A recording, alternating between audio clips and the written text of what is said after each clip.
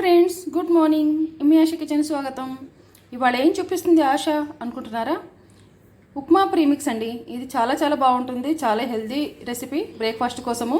మనకు కావాలనుకున్నప్పుడు అర్ధరాత్రి అయినా సరే ఆకలి వేసినప్పుడు కొద్దిగా లేచి చేసుకుంటే చాలా బాగుంటుంది.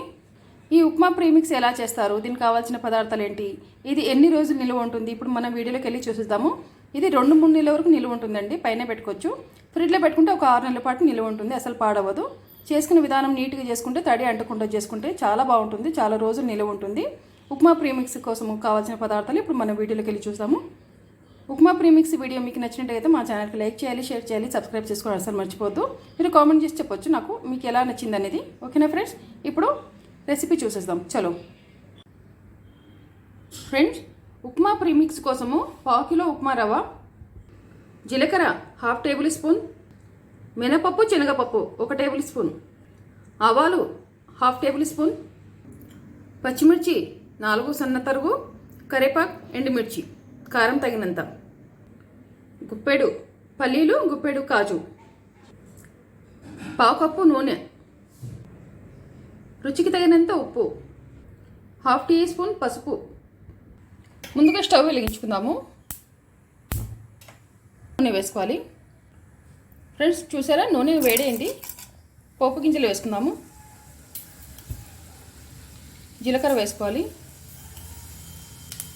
ఆవాలు, పచ్చిమిర్చి, ఎండుమిర్చి, కరివేపాకు. ఇందులోనే పల్లి, కాజు వేసుకున్నాము. ఇది మంచి కలర్ వచ్చేంత వరకు మంచిగా వేపుకోవాలి.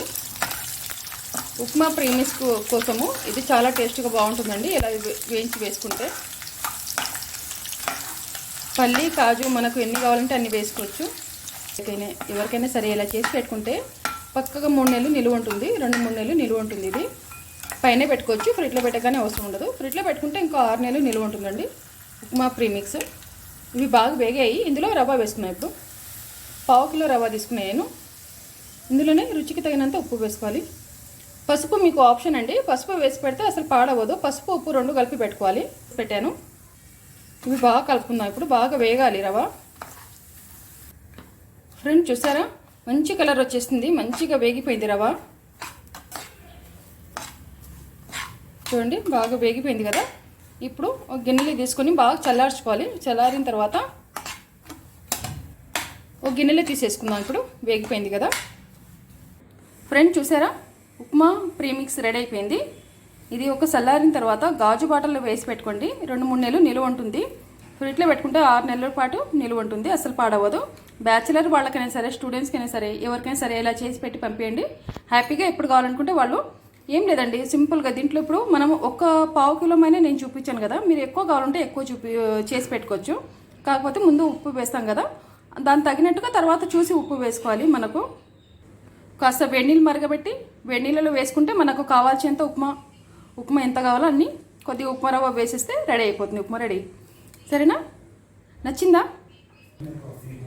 ఫ్రెండ్స్? చూసారా, ఉప్మా ప్రీమిక్స్ నచ్చినట్టుగైతే మా ఛానల్కి లైక్ చేయండి, షేర్ చేయండి, సబ్స్క్రైబ్ చేసుకోవడం అసలు మర్చిపోవద్దు.